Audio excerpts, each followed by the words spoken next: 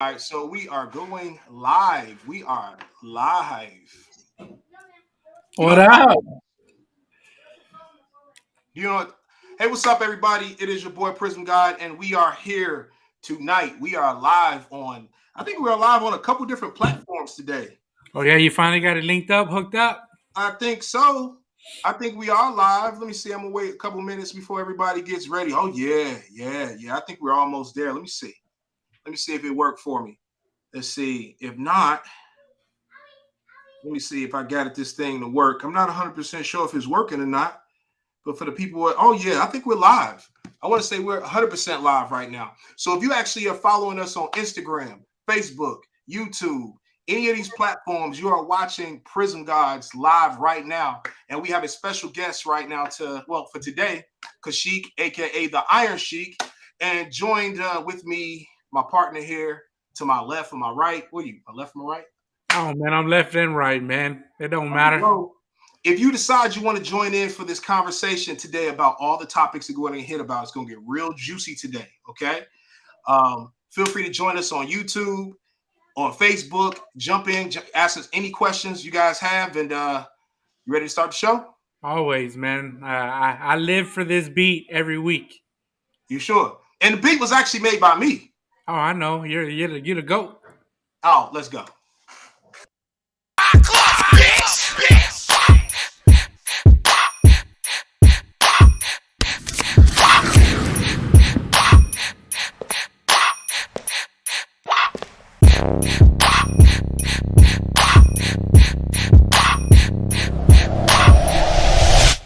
Yeah.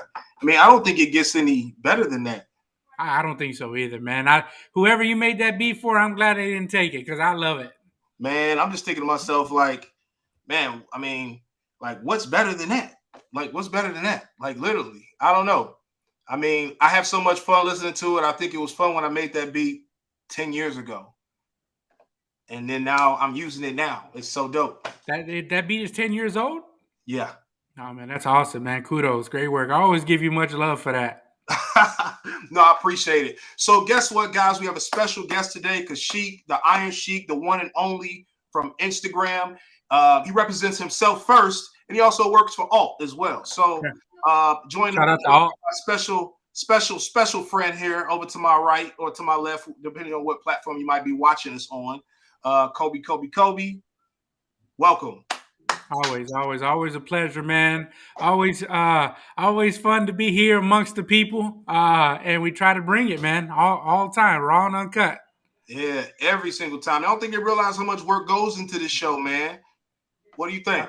I don't think so either, man. You got to get dolled up. Sometimes you make it over to the barber. Sometimes you don't. But hey, look, we're not here to be pretty.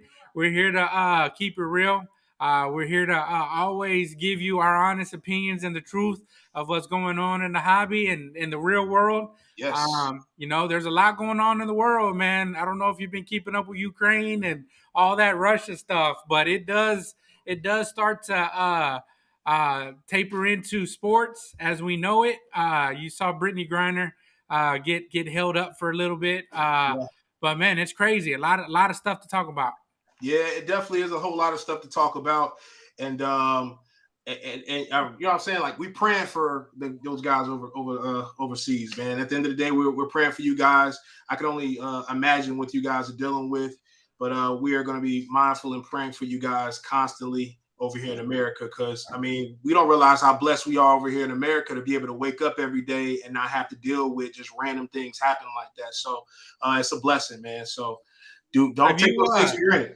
have you had to sell any cards to pay for gas? I know you got electric on us, man, but any card you had to sell to make up the difference? Oh man, to be quite honest with you, man, today I took my son to Augusta. It was the first time I filled up my gas tank in probably a month because I really wasn't driving my car. I was riding with my wife, and we drive electric purely, mostly. Yeah.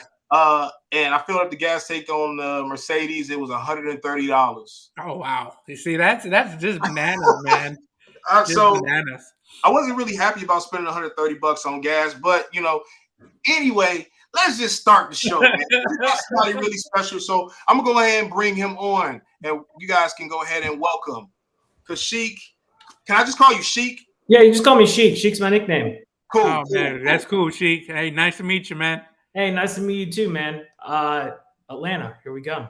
That's it, man. So I met Kaushik, I think, Sheik probably sometime last year at a local show at the Marietta show off Windy Hill. He introduced himself to me. Really nice guy. Always been cool, always speaks. And, he always came about a really personable person. And, like I said, we always had good energy. So I really do appreciate you for being who you are in the hobby, because having genuine people around you in this hobby is very important. People that are looking to help you elevate and get better with knowledge. And you had a bunch of knowledge, which is also one of the reasons why I wanted to have you on the show today. So we welcome you to the show.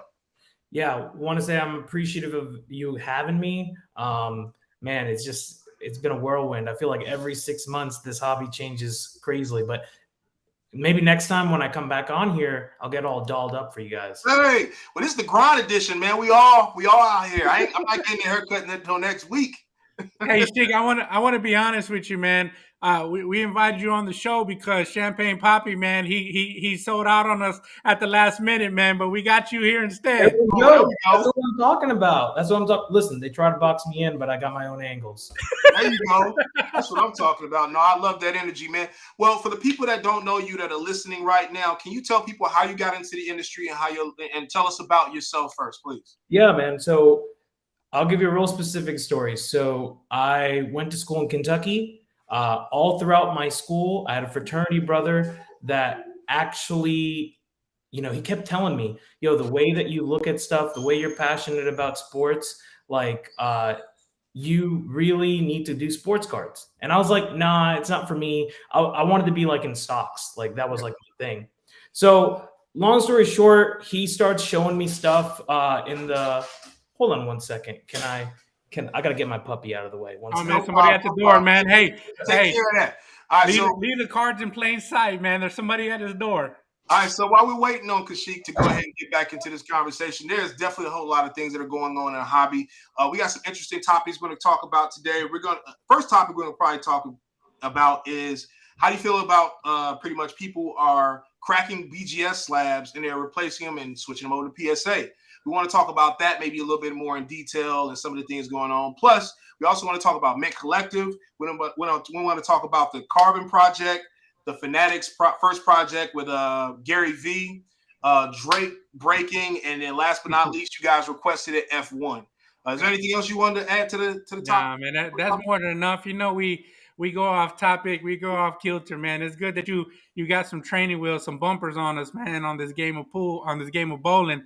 But we gonna get it, man. We gonna try to stay to the topic as true as we can. Yeah, There's so much to talk about, and it's all real time. It happens. I yeah, think me and you.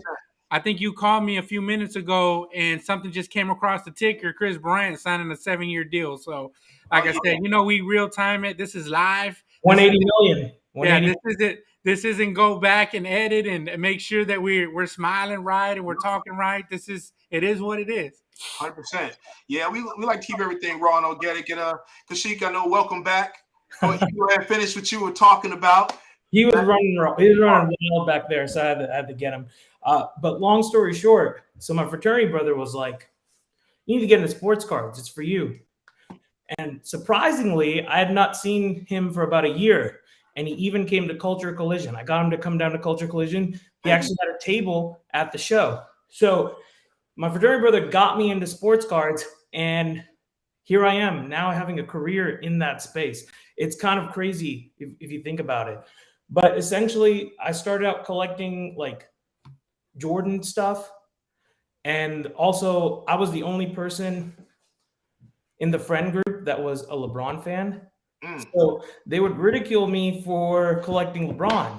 And I was like, you guys, don't understand. He's coming. He's coming.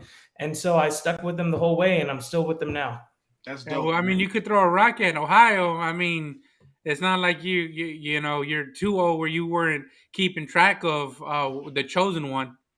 Yeah, I mean, listen, man, after Dallas, after that finals, I had to go hide for a little bit. But essentially, I was still going to be like, he's going to do it. He's just too good to do it. And I implore anyone, forget this Laker LeBron. Go watch the Miami Heat highlights It's insane. It will blow your mind how much more athletic he is than today.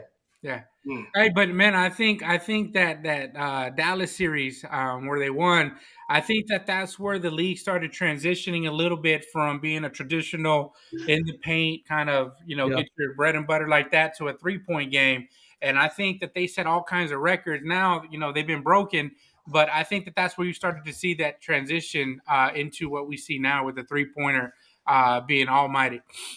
Well, and you know what? Like all great players go through problems. Jordan had so many years he couldn't get past either the Pistons or the Celtics. And then you saw Kobe. People, I don't even know if people remember. Kobe had that air ball in that playoff series. And then he's like, there's a whole documentary about this air ball. And it changed his trajectory. He was going to be special without it. But sometimes you got to go through those moments to figure out how the heck can I make sure that I don't get back in here again. Yeah. It's all about, it's not how hard you get hit. It's about how hard you get hit and then get back up. So I think that it's a true testament to their learning curve over the adversity of it all. Mm-hmm. What are we talking about first, Ralph, man? You know I can talk about anything. I know, man. I'm just letting you guys have the floor, man. So we want to invite you special guests that are actually watching on YouTube or Facebook to go ahead and drop some comments. Feel free to ask any questions during the conversation of the show. We'll try to answer them as much as possible. So we welcome you guys that are watching and listening. To go ahead and talk about the first topic of the day. It's kind of interesting. Let me see. Should I just pick one? I'm just going to probably pick one. Just pick one. There we go. Carbon Project versus V-Friends. All right. So I know we talked a little bit about this earlier, Mark, but I'm going to go ahead and let Sheik go ahead and get into the nitty-gritty. Are you guys, first of all, I'm going to ask a straight question. Are you guys buying? You're selling? What's your opinions? Don't ask me, man. I'm gonna let you go first. Hell no, I ain't buying that, man. Come on. I got a pet rock.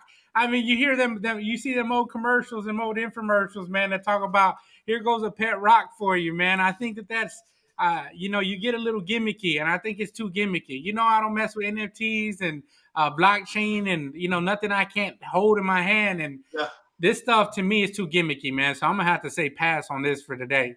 Before y'all both just say, no. Let's dig a little deeper, though. It's selling. Who is Carvin, right? For the people that don't know him, let's be real, right? Let's talk about who Carvin is and what his influence for the industry is. Let's talk about Gary Vee and his influence to the industry and Fanatic's first project. I think it's a little deeper than that. I know, and I'm kind of, you can call me devil's advocate, whatever. I just think that I like Carvin. I think he's a good person. I think he's onto something. Mm-hmm. I think entertainment cards are definitely have a space in our hobby, because the thing is, what we're starting. You talked about it earlier, Mark. You can't even deny it. The hobby is growing so much that you literally can collect anything. Hey, man, you're stealing my steam, man. Hey, you can't come on here, man. Enough people, I done seen T-shirts that say, "Know your lane," man. You can't come on here and steal my lines from me. Hey, man, look, I'm being completely honest with you. I agree with you, but I wanted to hold it for the show because I was just trying to say to you, like, I want to talk about the fact that I think there's a space for it. Now, if we talk about V-Friends, I don't necessarily agree with stick figure items that don't really mean anything to me. I mean, Sheik, how do you feel about this? I got a lot to say about this. Okay, so first, I do know Carvin. Carvin's a good friend. A lot of people know Carvin was part of the Upper Deck Exquisite team, which a lot of people will swear up and down they love that set the most. I know you, Raphael, you have your own set of Exquisites that are really nice as well. But here's the thing. So I'm thinking about a couple of things differently. So one, I'm thinking, all right, what are the prices been like the last few months? And where is the prices getting affected? So you're seeing a lot of the low end go lower. My question I'm going in the back of my mind is it getting lower because people are switching, or all these orders are coming back and we don't have enough demand for the crazy amount of supply that's out there? So go ahead. No, I like where you're going with this. I Yeah. think it's important to have this conversation, which is why I think you're the right type of person to to talk about these things, right? Yeah. It's I've said this before. If we don't have anybody to hold the bag or hold the cards, Mm-hmm. the market's going to tank. So you have to create new collectors. So if you don't create that's why I like the space of being able to bring people, because guess what? If I'm an African, like let's see, gosh, don't make me lie. Sky Zoo, they have this thing called rappers cards. Okay. Great idea. And the reason why it's a great idea is because it brings in a different demographic, a different collector who likes, like what it just sold on Golden, rap by Tupac. Yeah. It's pop culture. So now we're creating different collectors through a different demographic. Because if we talk about sports, you know how many women don't really like sports, but they like Drake, they like Tupac, they like Mariah Carey, they like Justin Bieber, they like BTS, they like, that's to me creating new collectors. And because of that though, money is spread thin until we create new collectors that can offset that. So I think I'm too conservative, man. I think that's all that is. And you know what? This is just the ignorant side of me coming out because honestly, till today, I didn't hear about Carbon Project. Till yesterday, I didn't know about V Friends and everybody going after V Friends. So I don't know enough about it. But the screenshots and the captures, the pictures that I've seen of this stuff, I don't know, right? So for everybody, there's different strokes for for different folks. And for me, I think that's the conservative in me that says, you know what, you can miss me with it today. But So let me say this one thing. Go ahead, I'm sorry. Go ahead. No, you're fine. So I'm gonna tell you the reason why you might not have heard about it, and once I say it, you'll understand. The real people that have big time collections, like collections that you and me would dream of, they work in silence, and that's one of the reasons why you probably didn't hear about it. But now the cat's out of the bag a little bit. So let me just go over Carvin Friends and V Friends and tell you what happened to me on this whole situation here. So Carvin reached out to me, and I owe him buying a couple boxes. I totally dropped the ball on it, but I think he does have a couple available. I will be buying from him. Like you said, the cards that are going down, right? We need new audiences to get involved. It's not even really about just let's think about it a different light. 2 years ago, people got into cards because we were probably one of the best alternative assets to go into because people didn't know about the other stuff that was there. Cards became an entry point to the other alternative assets even more. So what I mean by that is then you got memorabilia was always big, but essentially these ticket stubs that came out of nowhere, NFTs that came out of nowhere. Essentially, these avenues were also always opened up by the money that people made on sports cards.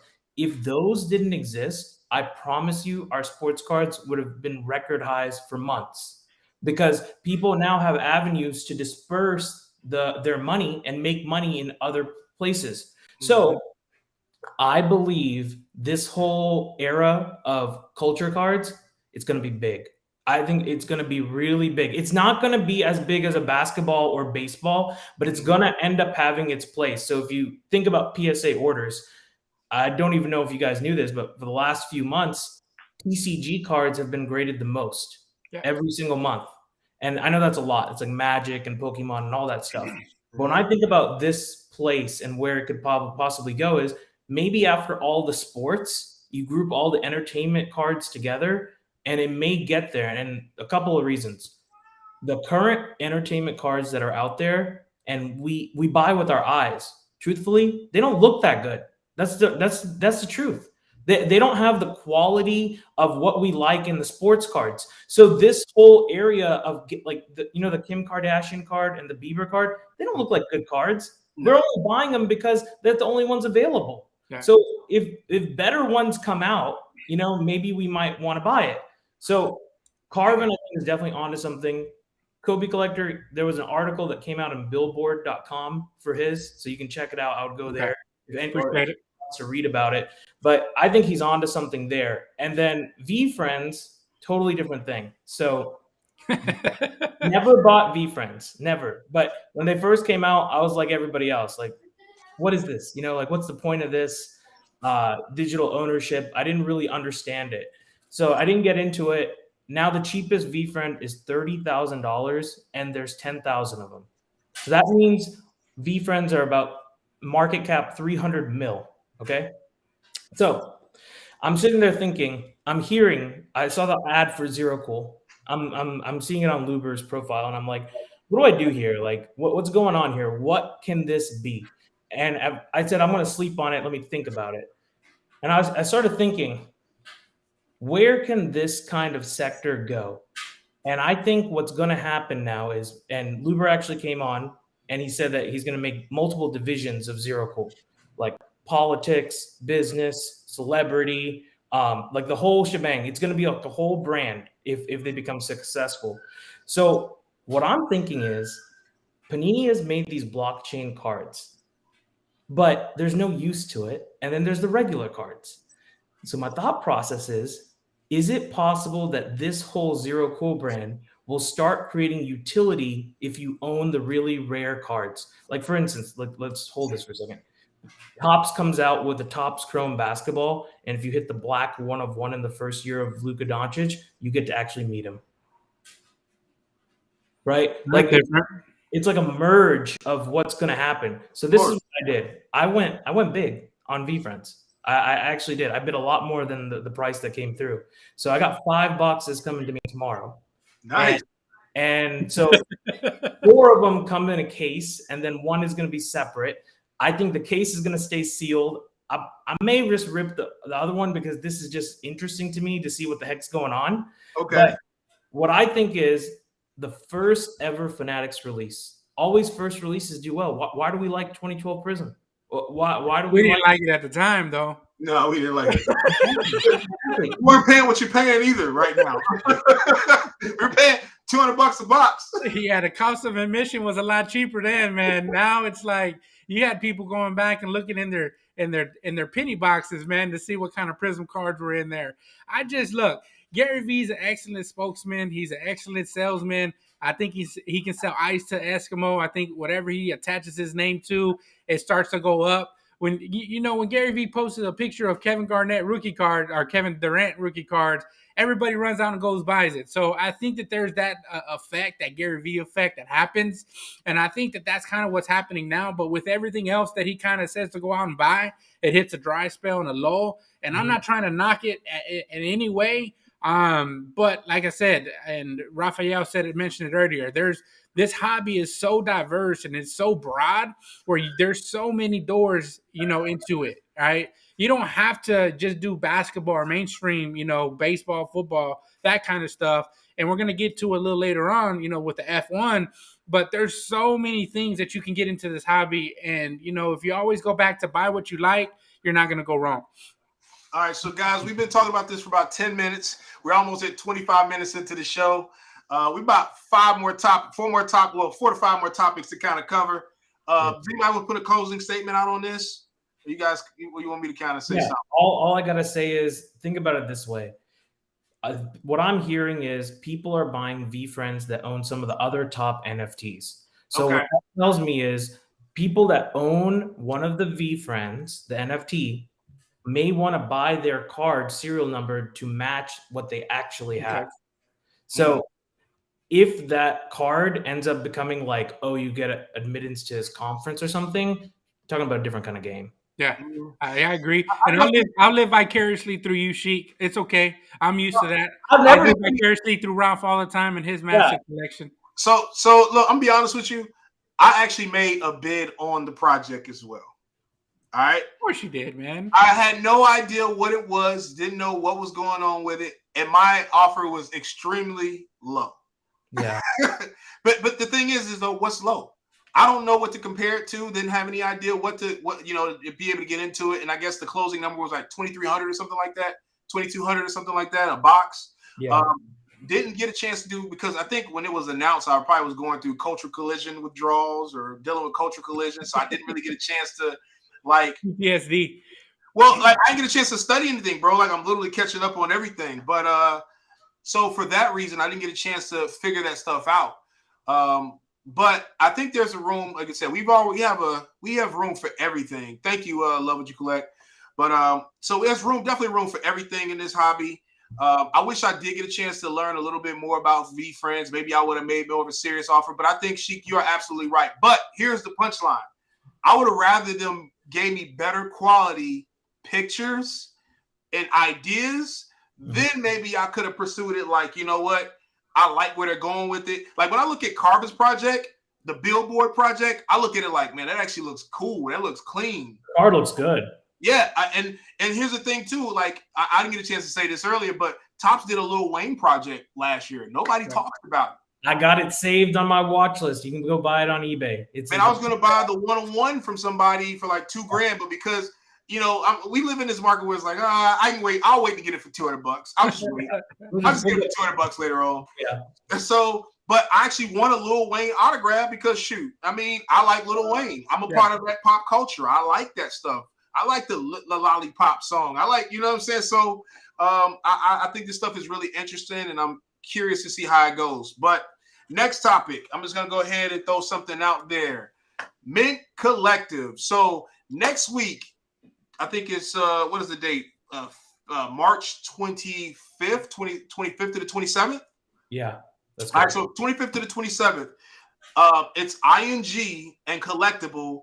And collectively, they are called Mint Collective, which they have a special project. I will be there. Sheik, you say you're gonna pop up? No, I'm not gonna be there, unfortunately. Okay, well, I will be there. Booth M15. Feel free to come by and check me out. Kobe Collector never comes to shows anymore. But what are your honest? I mean, so here's my question to both of you guys, which is why I put the exclamation mark and also the question mark. What is Mint Collective? I mean, you tell me, man. Hey, I told you to start giving me these topics before you start running them across the bottom. Hey, you have me up here sounding like an idiot on some of this stuff, man. Next time I see you, man, I'm going to throw something at you. I'll go first of all while you think about it. Listen, it's pretty much who's who in the hobby is going to this thing. And there's a huge panel. So in my previous career, I went to national conferences for that industry. And I think what's interesting is I'm hearing that the panel is going on during the show. So not as fun as a basketball tournament that you had, but it seems like you would leave your table and maybe go to this panel. Essentially, though, I think it's going to be about like what direction, I guess, the hobby is going towards. I do have a sense that if you're as well connected as some of us are in the hobby, I'm not so certain you're going to learn a lot because we know so much about the inner details of what's happening. Now, I will tell you this, if I was going, this is exactly what I do card wise. So whoever is listening, you should take this strategy and use it because I'm not going to be there. Keep your dang cash because on Sunday, after everybody goes to the casino and comes back, it'll be great for you to buy up people's stuff. Absolutely right. Absolutely. Yeah. Especially if they spend all their money on VeeFriends. Hey, you know what? Hey, Kaushik, I might buy that box from you if you don't open it. I'll probably just keep it. Fair. I'll let you know. Let me know. I might actually do that because maybe I'll buy one just to pique my interest and just hold on to it. Maybe I'll buy a couple singles just to whatever. But I mean, I'm interested in the utilities. If there's anything that would come with it. And that's kind of one of the reasons why I was kind of like, I'll throw an offer out there. I think I offered $500. That's respectable.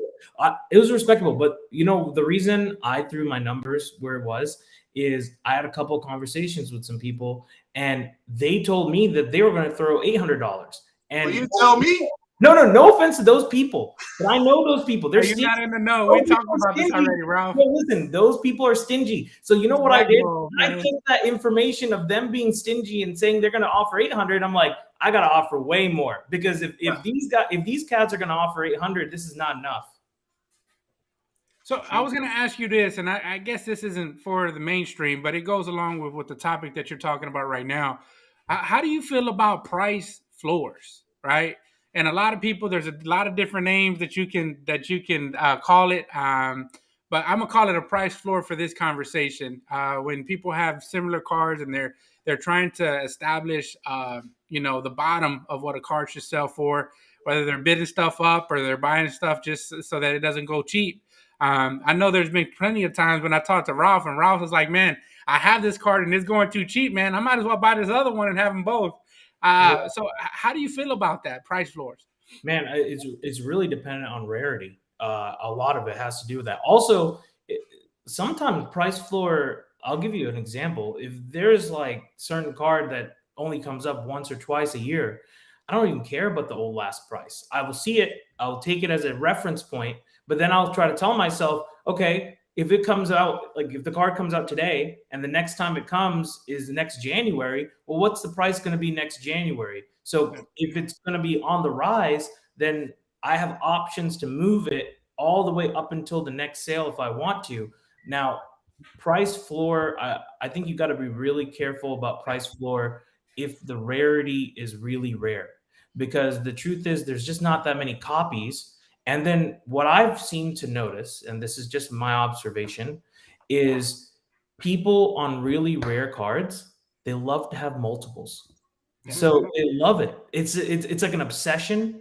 And I think the people that are obsessed at certain things in the hobby, they're the ones that became very successful. Like I look at Bob Emtrack, who has like the best LeBron collection of all time, and I'm like, how did you keep this going? Like, how did you tell yourself, no matter what, I'm gonna get the next set, even if it's ugly, I'm gonna get it? And so he did.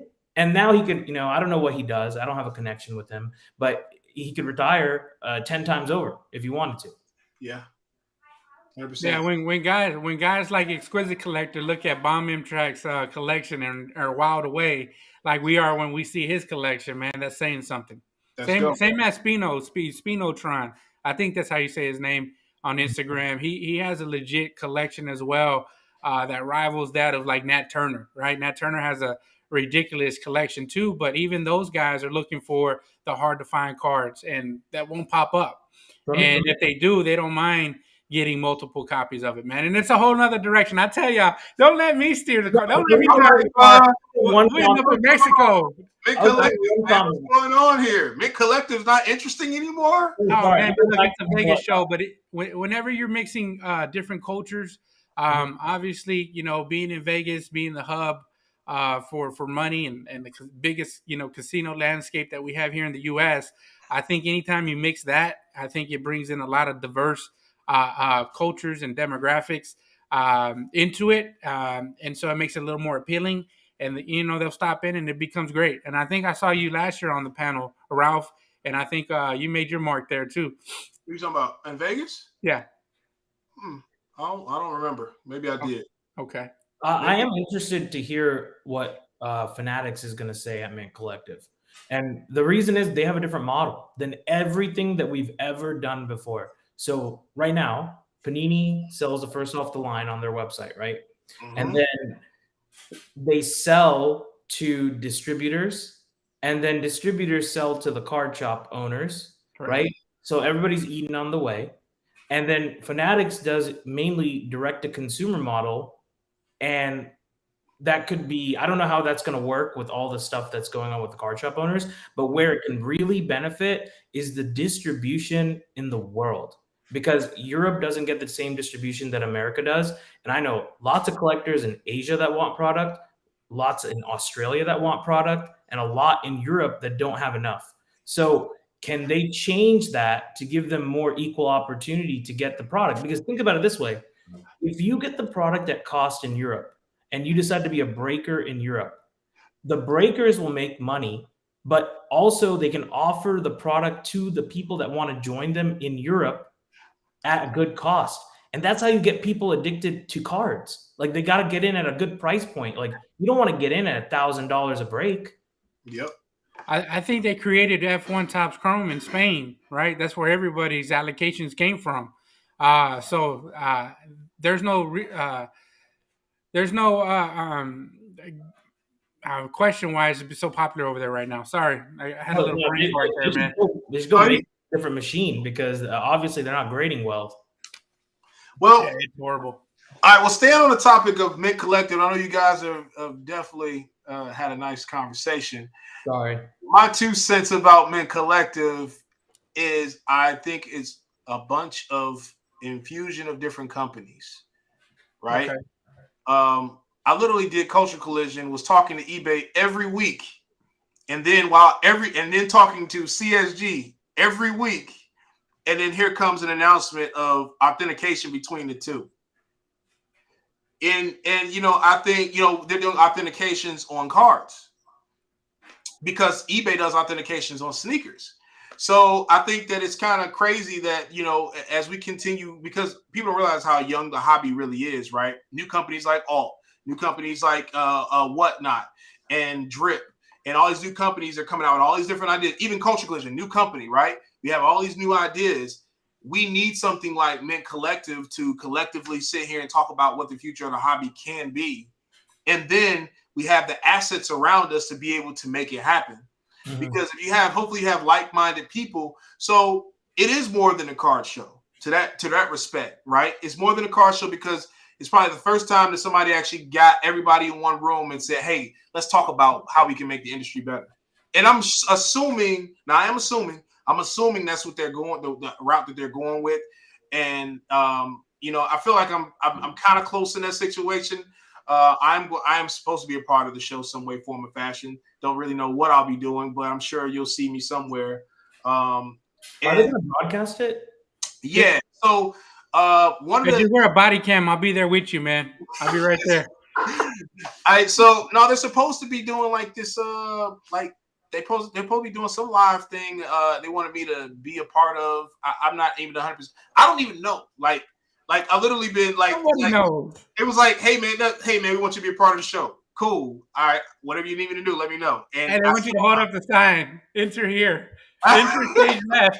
Well, I hope that's not the case. I think that they value a little bit more than that. But I like to think of Mint Collective as being where, like I said, Kaushik said, basically your top dealers in the industry, your movers and shakers in the industry. But that don't, I want to say the people that are actually wanting to come to the show, don't be discouraged by that. If you feel like, you're new and you want to be a part of it, feel free to come on out. I think they said tickets are still like $15 to $20 to come on out.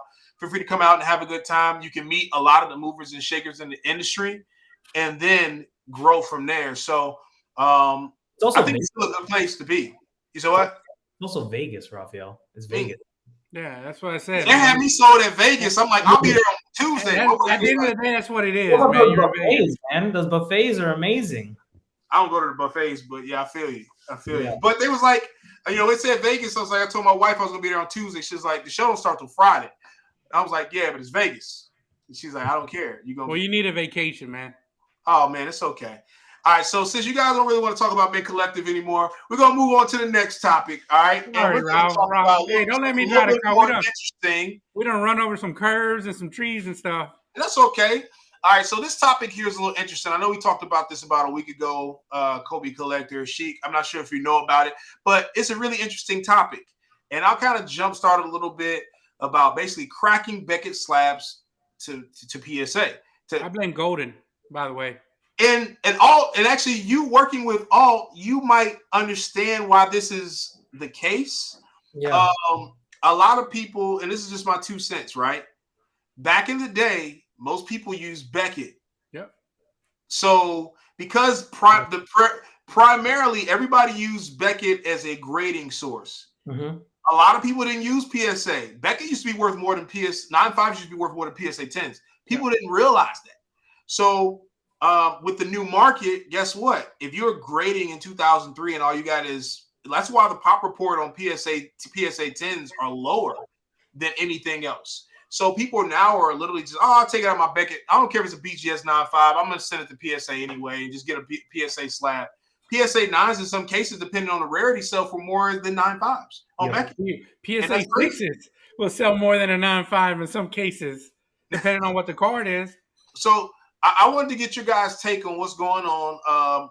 Sheik, if you want to go first, Mark, if you want to go second, whatever. I'll go second, man. Sheik made me go first, man. I feel like I got pie all in my face on the last go around. It's all right, man. This is good topics, though, man. Good topics. No, this is a good one. This is a really good one. So I can't do the 9.5 cracking to a PSA 10, even though I know it's happening. I know people are doing it. I think mentally, I just am too chicken to take the risk on that. But maybe a BGS 9 or below, I have no problem trying to go for it. And this is my thought process. I'm thinking about it for our platform, Alt, and what it feels like to be a new big time investor that's going to come in, or even a small investor. So let's think about this. So there is a channel on Instagram that actually shows you how many cards are getting graded by company every single week. It shows you a counter. Okay. That doesn't, I'm not talking about quality of cards, I'm talking about the number of cards. So I sit there and I'm like, the other companies combined times 10 can't even equal what PSA is grading every single week. That's the volume. So is the volume numbers? Yeah. So is that volume because people don't want to sub to the other people, or is it because they're also slow with their backlog kind of stuff? So this is how I think about it. Never into cards before. I come into the hobby and I go to an auction house and I go to Alt, and we have 500 assets starting tomorrow. So I go to there and I see 425 of the 500 assets in PSA slabs. Do you know what I ultimately think in my mind without any education? I think it's got to be the best. Right? Everybody's doing it. So it must be the best. So what I think is about to happen is, the other companies better buckle up pretty quick, because if they don't figure it out, then they're going to be a tier 2, and then they're just going to stay there. So I believe by sometime next year, potentially PSA 9s will beat BGS 9.5s across the board. Sometime next year. And where they won't beat them is maybe some of the older cards. They won't beat them because they have a good strong collector base. But for modern cards, I think PSA 9 is going to beat BGS 9.5 sooner rather than later. I am actually shifting any card that I have BGS 9 and below at National this year into a PSA slab. That's crazy. So, you heard it first here, guys. So hear it first here. You know how to get rid of all the other companies? In one swoop, PSA introducing subgrades to their cards, right? You monopolize the whole industry like Fanatics is doing with the card world right now. But anytime you see a Jordan PSA 10 go for $750K, while we're in Dallas that one weekend at the card show as a PSA 10, and then BGS 9.5s, even True Gems going for like a $150, everyone's naturally going to start gravitating towards PSA. And historically, on Golden's website, all the PSA cards totally outperformed any of their BGS counterparts. Is that good? Yes, maybe no. I mean, there's pros and cons to everything. But even if you look at what the PSA 10 LeBron refractors were doing, the rookie PSA 10s, they were like doing $300,000, while you could pick up a True Gem 9.5 for $80,000, right? So naturally, people started to say, well, man, my cards are going to be worth more in a PSA, and plus, I like their slabs a lot better. They're a lot slicker and a lot thinner. You can fit more into cases. Their aesthetics, based on the color of certain cards, look better in PSA slabs. And historically for me, I always used to say if I had a PC card, I would want to go BGS just because of the subgrades. You could get the auto grade. Previously, PSA wasn't really big on auto grade, so you could get auto grade and subgrades and a card grade. So that was more appealing. And then PSA was always for profit. So the other thing, Sheik, just want to throw it out there. You can always send your PSAs, your BGSs as crossovers. They'll keep them as in the same case if it doesn't go up to a 10. And so it kind of minimizes that fear of cracking it 9.5 out of the case. I got a few prominent cards in a BGS 7. I don't care if it comes back a PSA 5. That's how strongly I believe that this is going to work. He believes it, man. Yeah. Also, okay, we didn't bring this up, but Rafael, you can bring it up. Psychological factor of getting a perfect 10 is a big deal. It's like a mental thing. And you talk about the subgrades on their label. I think one of the reasons why they're succeeding is if you're a new person coming into the hobby, it's so much easier to understand that label. Yeah. Yeah, that's good. That's a good point. That's a good point. But I think for the collectors in us, and it's more old school, right? I want. Why is this not a PSA 10? Right? Is it because of this, and this? But of course, you're absolutely right. The new collector will not understand what because they'll say, well, what on the edge or what on the surface made this a BGS 9 or then a PSA 10? Well, that's what's good about PSA 10. At least Beckett tells you where on the slab their mistake was. I wish PSA would do that on the higher end slabs. No, You know the first instance where I started to see a shift in BGS and PSA, and notice that we're only talking about BGS and PSA for the most part here, but you started to see a shift when Jordan cards started to get more popular again back in the early 2000s. You used to see a lot of 9.5s and True Gem and True Gem Pluses, and there hadn't been a BGS 10 in existence at that time. And so the first BGS 10 in existence was a PSA 10 that got crossed over to a BGS card, right? Wow. And Eric so, Myers? huh? Eric Myers? It was Eric Myers cards? I think he has. I don't know whose card it was, but there was a big story on it that the first BGS 10 came from a PSA 10 slab. And so now you naturally see, well, man, PSA 10s, they're probably True Gem Pluses, right? But they had the potential to be BGS 10. So I think that there's that kind of awe and glamour in it too, that, hey, yeah, it might be a 9.5 in BGS, but man, what if it's a BGS 10 as well? I only did Beckett for the first 5 years of my collecting career. The first time I ever sent a card in, I ripped 3 boxes of 2014 Prizm World Cup soccer, and that was the year that it was in Brazil. So the chase was Neymar because they thought Neymar was going to win it for Brazil. I actually got lucky and I pulled one out of one of the 3 boxes. I bought another one on eBay. I sent them both in. I think I bought it for like $300. And then I sent them both in. One got a 9.5, one got a 9. I made $100 on the 9 and $150 on the 9.5. And I was ecstatic. Right. Those are the wins that you had back then. 100%, man. Now it's bigger wins, crazy wins now. But hey, but I don't want to stay too far on this topic. I know we're running out of time. We want to try to get through the topics today. For the people that are watching on Instagram and YouTube and Facebook, if you want to chime in and ask any questions during the duration of the show, feel free to ask in the chat. We'll try to answer them as much as possible. We got a few in here. Let's see. Appreciate you guys, Michael, Joel, and a few other guys who are chiming in with us this chat.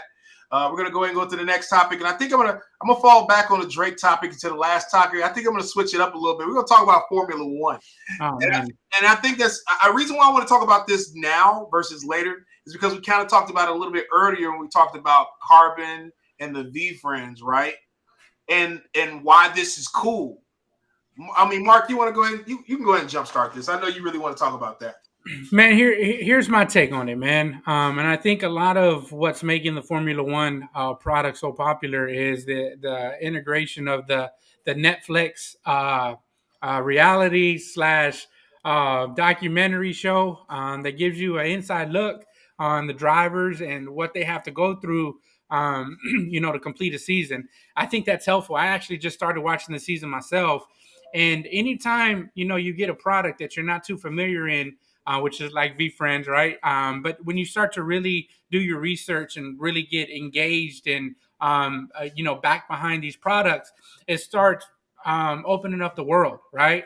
And then it spreads like wildfire. One person, you might share it on a post on Instagram, and you go on and you see comps, and you're like, wow, that card sold for $1,000, and then all of a sudden that ignites a flame to someone else. We literally saw Formula One go for about $575 like last week, and now hobby boxes are up to $1,200, right? I see people busting on Instagram right now for $1,350. And so now, is that going to be sustainable? Who knows? 2020 Topps Chrome F1 is going for $3,000 a box right now. I just saw a sealed case go for over 30 grand. That's crazy, right? That's Prizm 2019 Prizm Zion Morant year. How that did. I remember when those retail boxes started off at like $200 and then went to $600 literally overnight.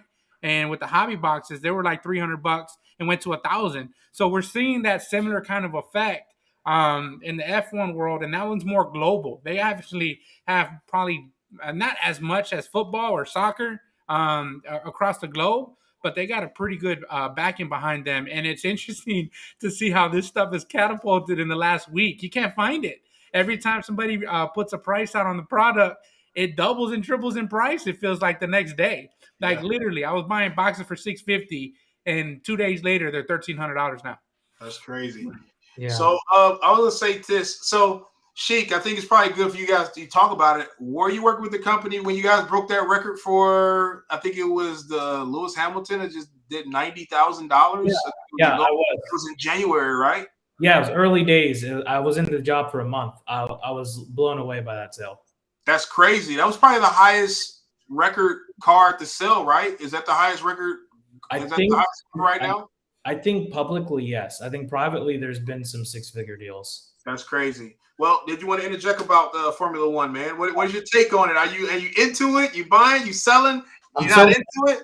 I'm so upset I didn't get in earlier. You know, like I'm so mad about it, and now I gotta have to pay the price to get in. Well, you have V friends. I know. Okay, you know the one commonality between V Friends and F1 is there's not a lot of those boxes available. Right. That's always going to be the one that wins. So, like, listen, I'm not putting a lot of plugs in for alt, but I'm going to put this one plug in. That's okay.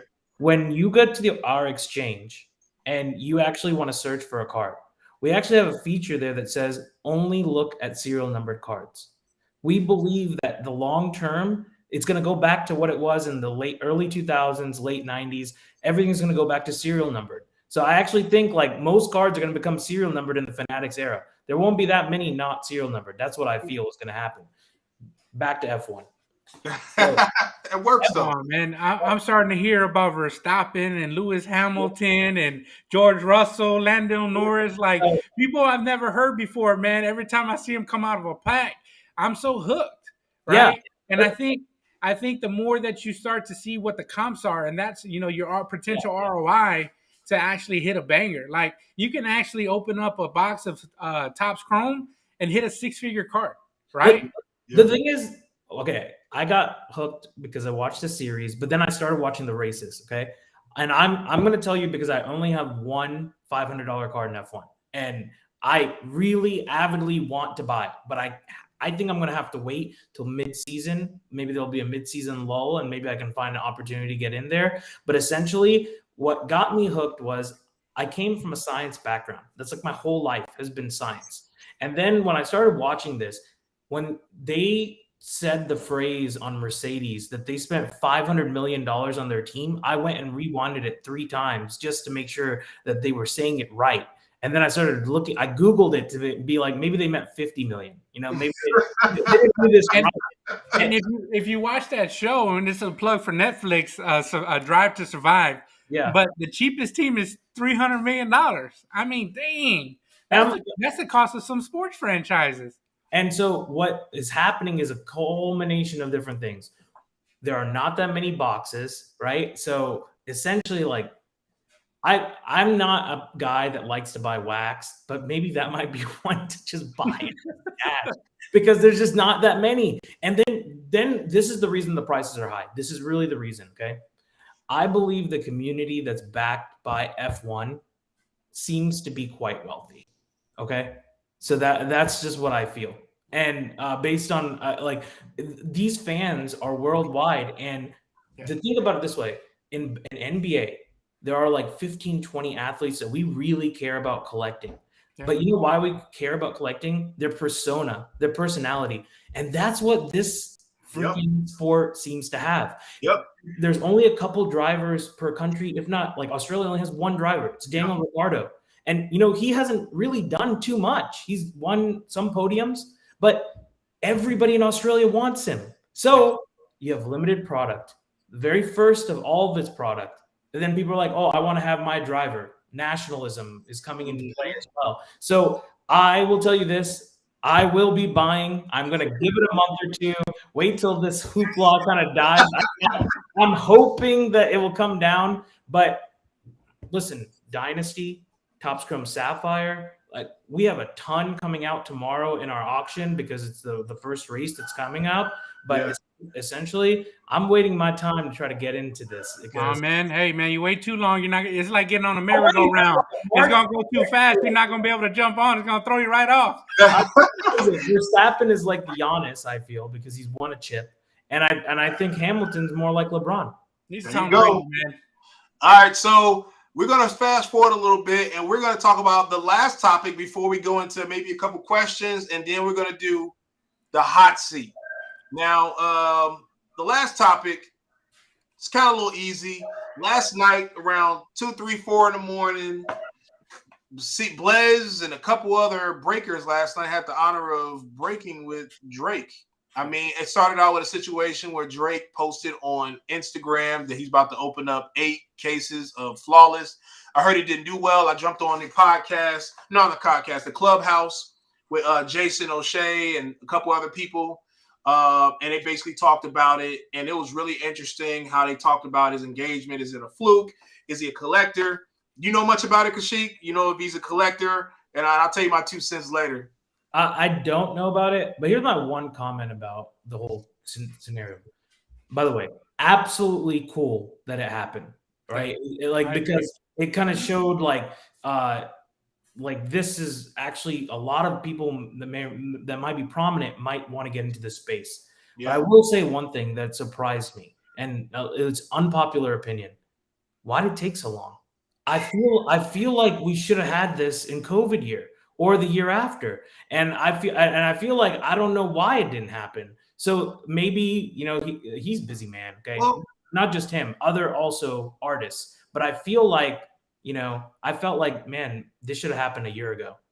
So that's a good question. So, and I'm sorry, Kobe Collector, I cut you off. Hey man, you hiding behind Drake right there, man. Hey, look, views, man. I got my views going. Hey, man, you taking selfies, man. Let me take a screenshot real quick. No, tell it with Drake. But no, honestly, it's a very interesting situation. I agree with what you said, Kaushik. But here's the thing. When you're dealing with some of these people who have the amount of money that this man has. True. I mean, all right, so let's be real. Let's take it back 20, 30 years ago when the hobby wasn't really cool. You said something really interesting earlier. The hobby became a gateway for people that was inexpensive because it was easy to understand, right? I understand my favorite baseball player is Mickey Mantle. Let me buy what I like.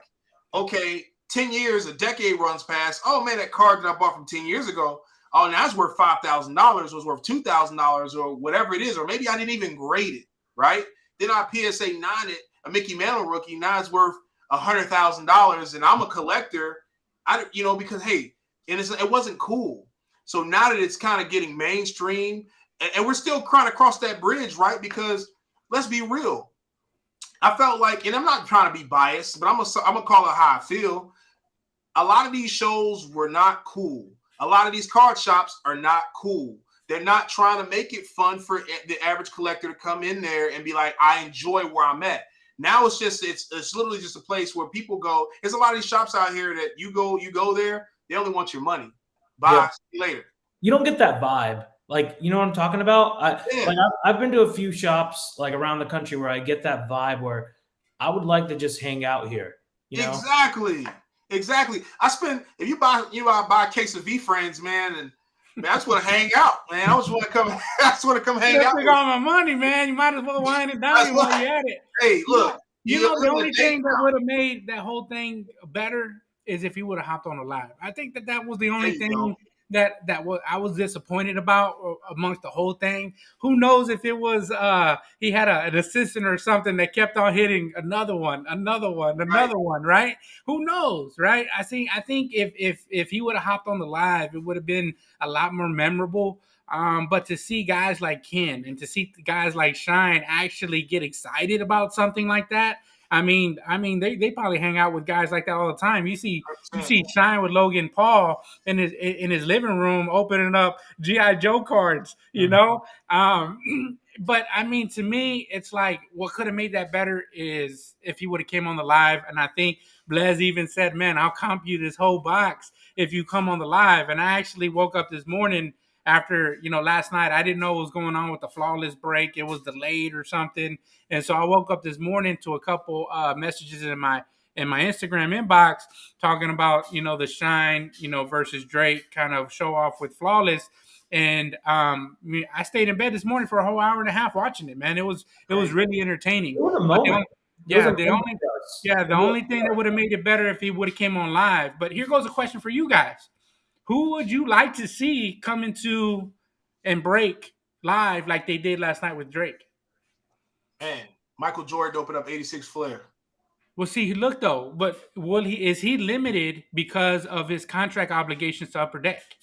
So if open up a case of cards, but who knows, right? Maybe contractually he can't. So what if Fanatics buys Upper Deck? Does that become a possibility? Is Upper Deck a possibility for Fanatics to buy? But yeah, if Jordan's opening up cards, dude, I think you'll break the internet. Well, I think all these companies, and this is going back to the Mint Collective aspect of it. Even I'm assuming Alt's going this direction as well. We have to become mainstream, because you have to add new collectors. And so because of that, right, I feel like, I think we can get there. I think Fanatics' end goal is I think Josh Luber said it multiple times where he wants to create new collector. He wants to get more people involved. And this is where we are. And, that's what you'll see from Culture Collision. That's what you'll hopefully see from Alt. That's what you'll hopefully see from Mint Collective and all these other platforms that are, Whatnot, Drip, right? CSG. We got to make it easy for you guys, for everyone to access us too, right? Like it's not. Sorry, shout out to PWCC. Yeah, I thought it was amazing though. By the way, though, I mean that whole experience. Like I felt like it was an experience. Yes, we've had Steve Aoki, right? That's come in. He's played a great part in it, but there was something different. It hit a lot different with Drake last night, man. I'm not even gonna lie. Well, I mean, it's internationally known, man. As I said, Aoki's not internationally known, right? But I mean, I don't know. It's weird, right? He's like a B+ lister. He's like no shot at Steve Aoki whatsoever. But it's just Drake. Aoki's probably like why did you have that impression about Drake, right? The reason is you find him to be a visionary, ahead of his time kind of thing.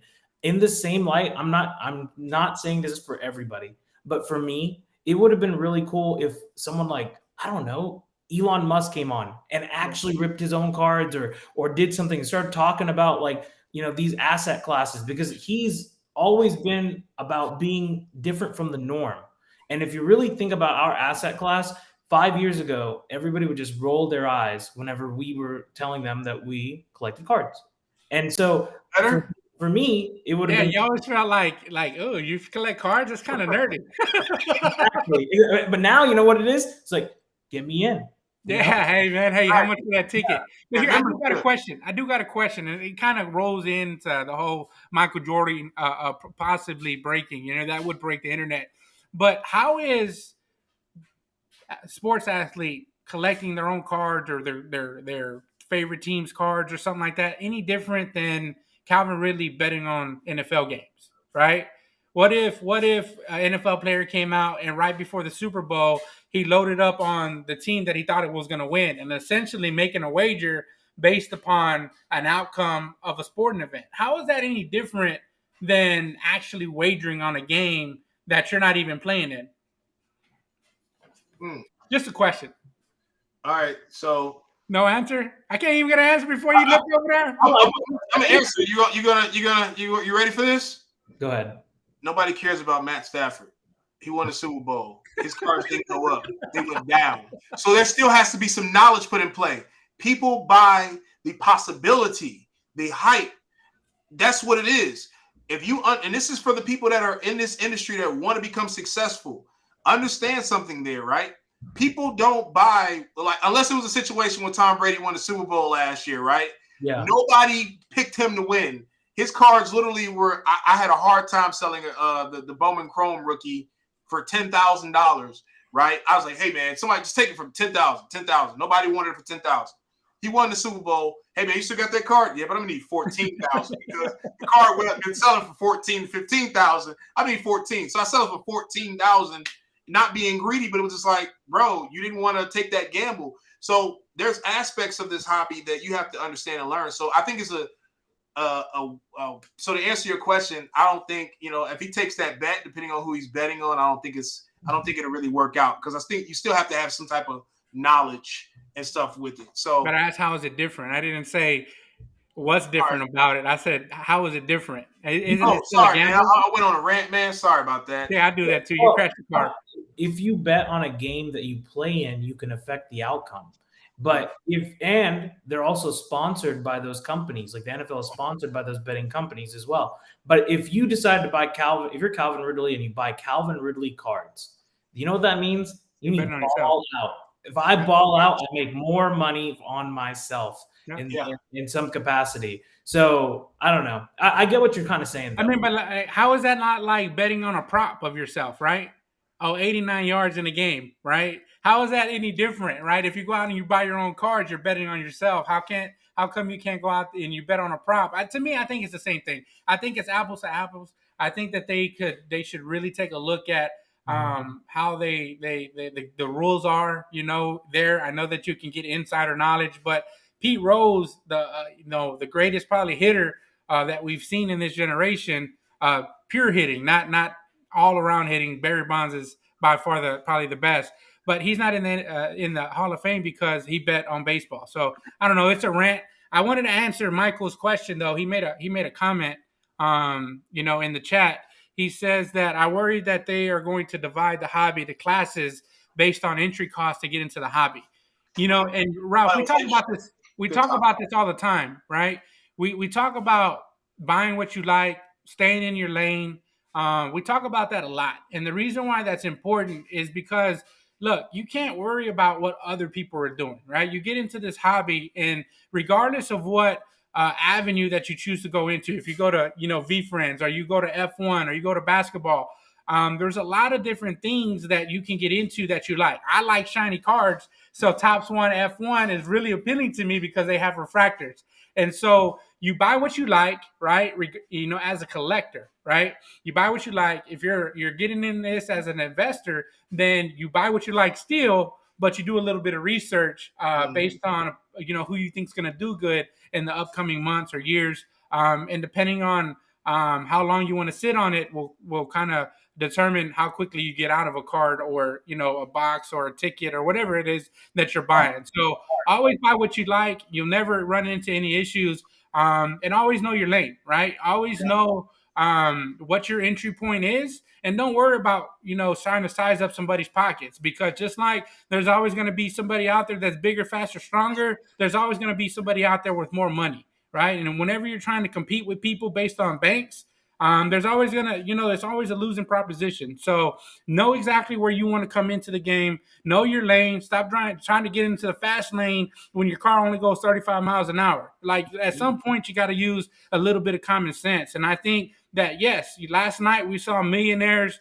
busting wax with millionaires and having box wars on $30,000 cases. Now that's not the mass public, but maybe we can go do pack wars, $5 packs, and maybe that's the lane that we get in. And I guarantee you, right, it's going to be just as exciting. Yeah, you got a point. That's good. I like that idea. All right, so we're towards the end of the show. Last week 2 weeks ago, we tried this with Justin from PWCC. It was the first time we ever introduced it. And for you guys that are watching and listening, we have this thing called the hot seat. I got to move this. I got to fix this up. All right. So with that being said, Kaushik, we're going to put you on the hot seat. Let's go. What we're going to do is we're going to ask you a few questions. You answer them to the best of your ability, no matter how hard or funny they may be. All right. And I guess that's basically it. Is that it? Yeah, so you go first. We're going to alternate questions. Ooh, all right. I'll start off with one. Would you use alt platform, and why? Yes. My main reason for using alt platform is how fast you can turn your money. Like, if you're a seller on our platform, you get the money instantly. It's not like the other ones where you have to wait for them to ship it. There's no chargebacks because we don't accept credit cards. Then the other thing that's really good about us is we give a 72% cash advance if you consign your card to us. So if you got $1,000 card, there'll be an expert on one side. They'll say, this is the market value. Not it's 900. Thousands were the last couple comps. So then you get $720 on your account before the card even hits auction, and then you get the rest after. All right, go, Mark. Grape or red Kool-Aid? Mm-hmm. Oh, grape. How can all afford to buy and take losses on cards? We have a lot of different revenue streams. Truthfully, like we have a client base. Auctions we just started. I mean, I think we're in auction number 8 now. So we also sell on our exchange, and we're working right now on creating a completed listings on our exchange, so you guys can actually see the volume that's going out there. We've got over almost 11,000 or 10,500 assets on the exchange. So there are multiple revenue streams, and what people need to understand is auctions, as a startup, you got to try a bunch of things to figure out what's your comparative advantage. So we're the new kids on the block. Everybody knows it. And so we're going to see how it goes. Hey, man, I'm going to need you to do better on your questions, man. These are too long, man. These are supposed to be hot seat. These are supposed to be hurry up and buy. That was a good question, man. That was a good question, though. I got you, man. It's all right. Hey, F1 or UFC? F1. Okay. Do you think Gary V Friends was a great idea? Yes. I probably know the answer now. Yeah, we know the answer now. Yeah. Better for the hobby, Drake or Logan Paul? Logan Paul. Okay. All right. I'm trying to see, I think I typed it up wrong, so I'm going to have to try to answer it. So what you guys do in your auctions, right? Not necessarily you guys particularly, but because we see so many rare items pop up so frequently, how do you think that affects the collector and the value? Because you see a card go from being $100,000, $500,000 one day, next auction is $200,000. Yeah. Are you talking about like us as a platform? Well, no, at the collector. How does it affect the collector? Yeah, I mean, you got to be a little bit. You got to make sure to analyze the sale. If the sale is like 4x what the last sale is, you might want to scratch your head a little bit or realize that you're not in this game. It's something else going on. So essentially, though, that's just my answer. I feel like Rouse on the hot seat with his questions, man. He don't even know what his questions are. Man, I had no time to fix it. Okay. Hey, baseball opening day or NFL draft?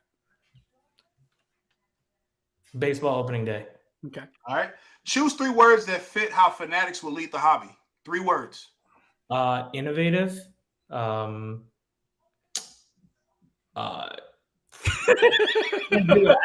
a good question, man. I love it. It is a really good question, but innovative is definitely one. Innovative. No, I think the other ones is they're gonna be more open-minded, and lastly, reach. Okay, reach, open-minded, and what was the first one? Innovative. Go ahead. Yeah. Flawless game worn or NT event worn? Gosh, don't even ask that question. Flawless game worn. Woo! Who's smarter, the executives in the hobby or the collectors? I'm gonna go ahead and say collectors. I'm sticking. All right. Are you someone who rips wax or holds wax? Neither. I mean, I really don't like wax because it doesn't excite me. Well, I think we figured that out too through the questions, but we're good to go there. Yeah. All right. Name a card investment that absolutely makes no sense. Okay. The people are not gonna like this. Luka Doncic and TRPA. Oh, I like it though. Yes. I like it. Yes. That's real, baby. I love it. I appreciate that answer, man. I appreciate that answer. Blockchain, sell or hold? Oh, hold. It's going to be the next thing. Okay.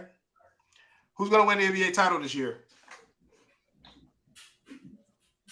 I think maybe Bucks are going to repeat. Okay. NFT, sell or hold? And I think I know the answers to these before. These were done earlier today. I honestly think I'll talk about it after, but NFT with utility matters, and it's going to be this is going to be the year with NFT and utility. I think I would be really interested in that, as if the utility aspect of it all. I think that's really cool. But I think the only thing that happens, I know this is a hot seat, but I think the only thing that happens with that is what Michael said earlier. It's going to create a diversion in between the diversity between how much people have in the entry points. All right. I think that's it for me. Moran or Kyrie? Kyrie. Kyrie, I think. Well, damn, I thought you would have said Morant. I mean, tell me if Morant's going to hit a game-winning 3 in Game 7. Well, hey, man, that's why this is the hot seat, man. Yeah. Here goes my number 10. He was supposed to have 10, but which was the bigger debacle? Favre's coming back from retirement or Brady's coming back from retirement? Favre's for sure. Okay. Yeah. There we go. That was the last one? Yep. You got lucky, man, because honestly, I was at the hospital earlier today and had a lot going on. I apologize. Always with the excuses, man. I probably had a couple questions that was like a little too much. I fell back from them a little bit. So, because I felt like I like the vibe of the show and I don't want to go too crazy, I'll save it for the next show. I might have a guest on here I don't like. I'm like, man, you know what? I'm gonna ask him the real hard answer. I think the hard questions. I'm sorry, but aside from the intro, man, I think this hot seat that we've incorporated, we were innovative, right, with it. I think this is my new favorite part, man, and I'm actually a red Kool-Aid guy myself, man. So great biz and bad. I was surprised he knew what Kool-Aid was, but hey, really? Man, I think. Come on, man. How do you not know what Kool-Aid is? Jungle juice in college. Come on, you gotta. Everybody knows. Hey, all I'm saying, I'm giving you props, man. I'm giving you kudos, man. Look, I made an assumption. I apologize. You came through with flying colors. We obviously like to have a lot of fun on the show. We wing a lot of it, as you see. I end up in the wrong freeway, going on the wrong side of town sometimes, but I love it, man. That's one of the things that I really enjoy about this show, just like I like about the hobby, man. There's no one direction that you can go. Even if you find yourself going in the wrong direction, you can always stop, take a couple steps back, and really move 10 steps forward in the right direction, man. So any last words for us? I know that I cut you off a little bit there by NFTs, man, but I'd like to hear what your final thoughts are, Sheik. Yeah, man, I love the show. I liked how we just kept it real and we bounced from topic to topic. Hey, next time you can ask away on the hot seat. I'm ready.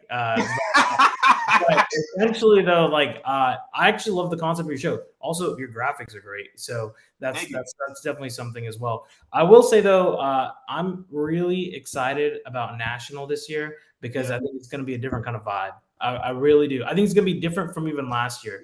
You're going to get a lot of. First of all, you're an AC, but that's not neither here or there. But I think the difference is, I think maybe people that decided I'm not going to go to National the last year, maybe they'll change their mind and then be like, I don't want to miss out.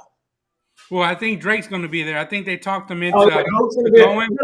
We got to go. And it's literally what I asked on the show last night. I said, what are the odds of Drake coming to a card show? And what are the odds that him and Shine do a live case break, a case war, right, in person? That'd be kind of dope. People, my first love is tennis. I played for 15 years of my life. I even played in college. And essentially, though, if someone like Roger Federer walked into that show, I'm going to be honest, I don't care about Drake. That would be a dream for me. I would literally run to, I don't know, Dick's Sporting Goods to go buy a racket to get him to sign. That would be a dream for me. No, man. Well, look, Kaushik, we really appreciate you being part of the show. Join us, guys, next week. Click and subscribe on the YouTube channel, Instagram. Follow my boy Kobe Collector. Follow my boy Iron Sheik. You can tell him the _Iron_Sheik, Kobe _Collector _81, and Prizm _God. We appreciate you guys tonight talking to us. And I appreciate you, Sheik. We went over an extra 20 minutes, but I felt like we could have kept talking a little bit longer. But I was like, we gotta go, and I wanted to respect you guys' time. So we appreciate you guys chopping in and chiming in with us and having some fun. And join us next week. We have Eric Myers. I'll say Iron Myers, but Eric Myers from PWCC next week should be fun. We're gonna put him on the hot seat, and I'm gonna say Iron again, the Iron hot seat. But it's going to be fun, man. I really enjoyed you this week, and we'll keep going. I'll see you soon. Yeah, sounds good. Thank you. Thank you. Have a good night.